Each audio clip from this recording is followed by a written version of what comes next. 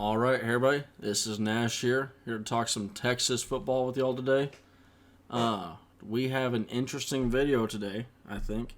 And I say interesting because today I'm going to be talking about the four most interesting names to me going in, well, not going in, but in fall camp heading into the season and maybe throughout the season. Without further ado, let's get into it. And before we get into it, don't let me forget, like the video if you like the video, subscribe if you want to subscribe, comment below your four most interesting names going into the season, and let's go. All right, name number one, Ja'Tavion Sanders, for those who want to track numbers, number zero. Position, tight end. Height, 6'4", weight, 249 pounds, out of Denton, Texas. Now, he is one of the first stud tight ends that we've had in a long, long while.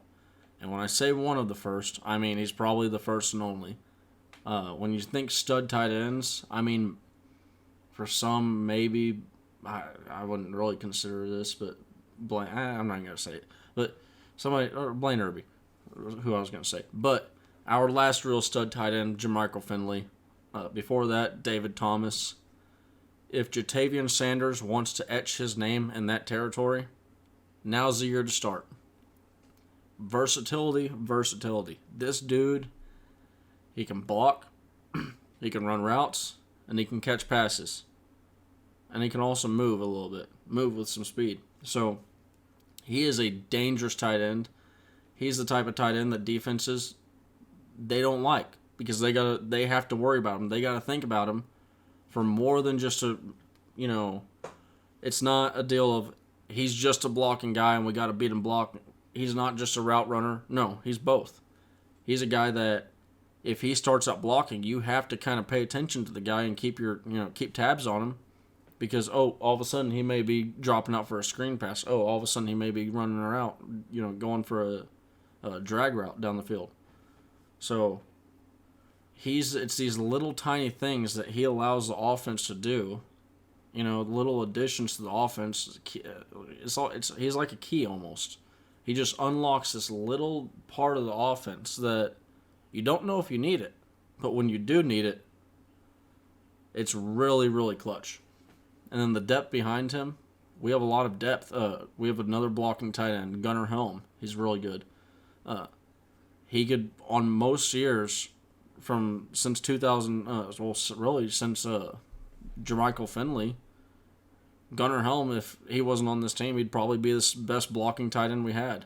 And then also Juan Davis and Jaleel Billingsley. Jaleel Billingsley, it's not a question of his athleticism. He got put in the doghouse at Alabama for something that was off the field, if I believe I'm talking about that correctly. So, and then Juan Davis, he's a really athletic guy. I'll talk about him later. But, so we have a really good, really stacked tight end group. But hopefully Ja'Tavion Sanders can be a headliner of this group and, really produce. It'll be interesting to watch. Diamante Tucker Dorsey, number 2 for those tracking. Linebacker, 5'10", 219 pounds, out of Norfolk, or as most people would pronounce it, Norfolk, Virginia. The tackling stats, they don't blow you away, but they're solid. A guy who missed 8.9% of his tackles. That on most years in the recent years for Texas would be that would be probably one of our better tacklers. So, hey, he's an experienced guy we're adding into the linebacker room. I'm not going to complain. 27 receptions allowed on 41 targets in 2021. 39 receptions on 62 targets. That's a 60% mark over the last 2 years. So he's actually, he's pretty decent at the pass defense, especially for a guy that's 5'10". His first year didn't do great pass defense. 11 receptions on 12 targets, but he improved, and you like to see the improvement. Can the 60% mark translate to Division I? We shall see. That's an interesting point to follow. And can the depth, with him added in, allow DeMarvin Overshown to go down to the edge? I know he doesn't play DeMarvin Overshown's linebacker position, but can the other guys allow DeMarvin Overshown to move down to the edge more often so that we can get after that quarterback and put him on his butt, you know? Get some grass on that on those pants, if you know what I'm saying. And then let's move over to the offensive players now, or offensive player now.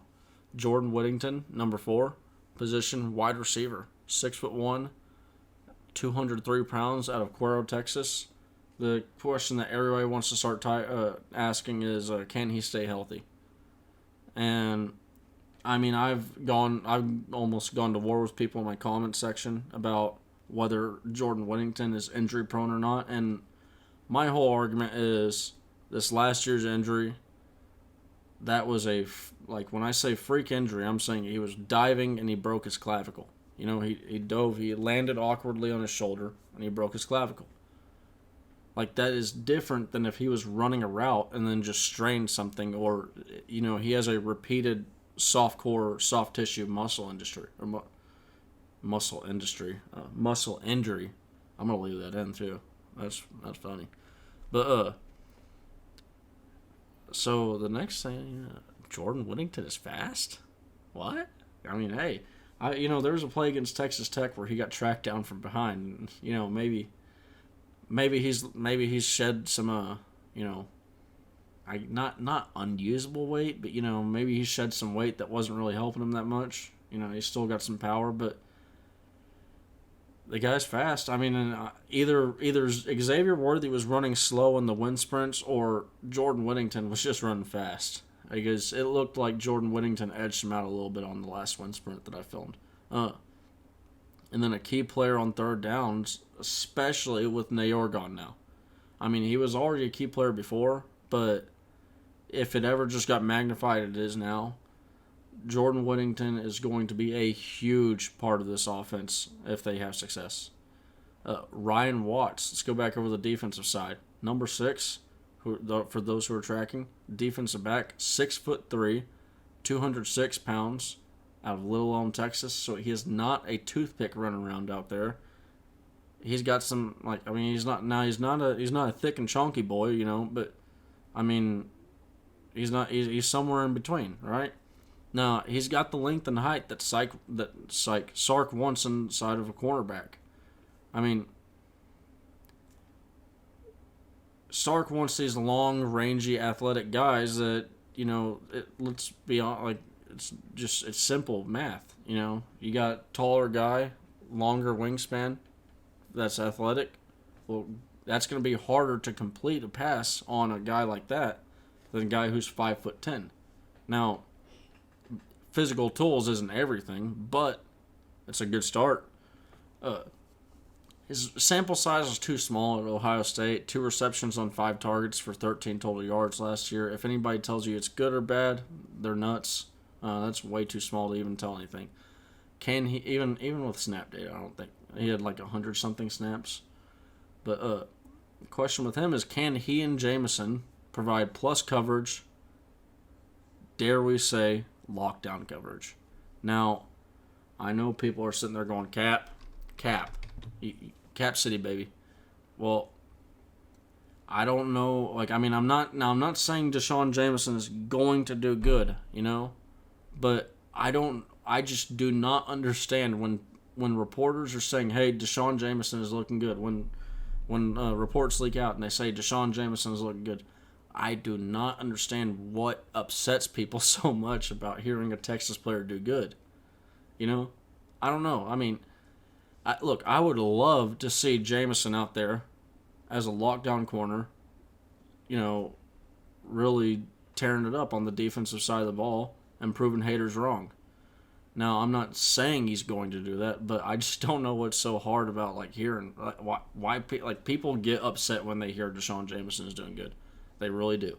It's one of the funnier things I see on message boards. But then we move over to honorable mentions. Tariq Milton, 3.02 yards per route run, 25th in the FBS with minimum of 20 targets. Now, some people are going to point out the long receptions that he's had on broken down plays. Well, I mean, those are going to happen. If you remove those, obviously it's going to ding it a little bit. But that's part of football.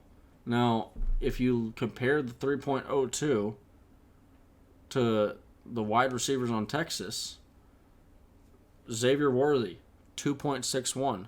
Jordan Whittington, 2.37.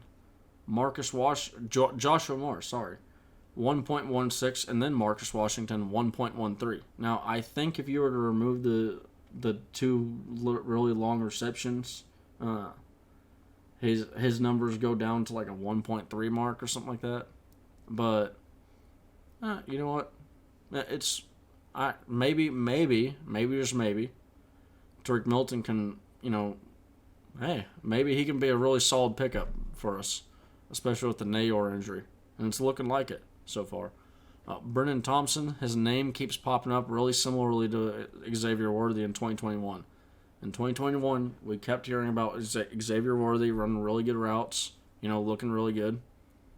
Granted, there's a lot more need for wide receiver with Xavier for last year than there is now, but I think that also should be an added benefit to Brennan Thompson because there's less of a need for his name to be popping up and keep being mentioned by coaches and such.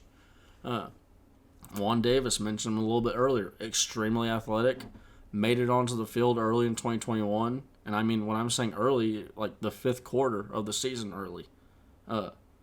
He beat out, I think, all tight ends in the Arkansas game for the first target. Getting screen passes, getting jet sweeps as a tight end. You got to be pretty athletic to do that. Jalen Ford, speed, and more speed.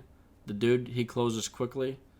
He's he was a good tackler for us last year. And if he and David Benda can provide us with a good or really good level of play from the linebacker core, then that can open up a lot of opportunity for DeMarvin Overshown and the next guy that I'm going to talk about, Ovie Oghoufo, because those dudes can provide a versatile pass rush for us.